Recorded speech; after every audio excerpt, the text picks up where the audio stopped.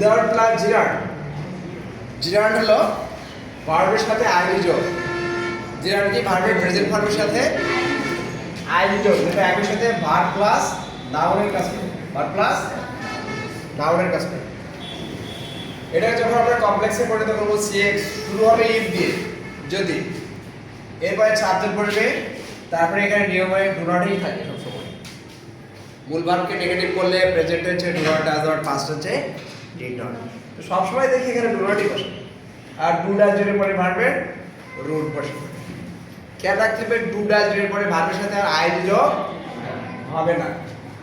যখন কম্পাউন্ড সেটা শুরু হবে মূল ভার্ব দিয়ে এবং মাঝখানে কনজাংশন হিসেবে থাকবে or. Clear? Yes. Thank you. এখন আমরা উদাহরণ দেখি। If you do not read attentively, যদি তুমি মনোযোগ দিয়ে না পড়ো, you can make a good result, তুমি ভালো রেজাল্ট করতে পারবে। এখন এটাকে যদি আমরা মনে করি কম্পাউন্ড করছি, তাহলে এটা শুরু হবে কি দিয়ে?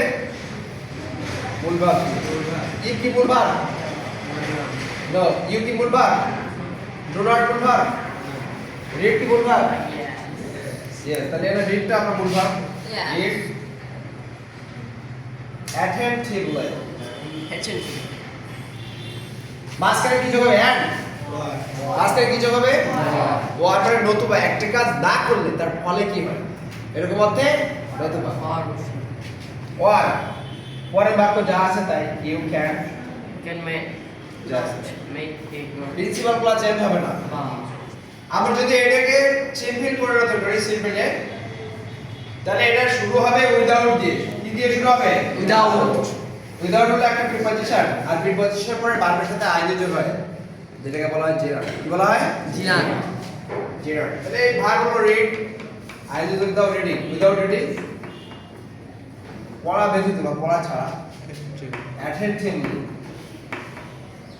অ্যাটেন্টিভলি পরে যা আছে তাই। আমার জন্য কিছু হবে না। পরের বাক্য চেঞ্জ হবে না, কারণ প্রিন্সিপাল ক্লজ আমরা চেঞ্জ করতে পারি না।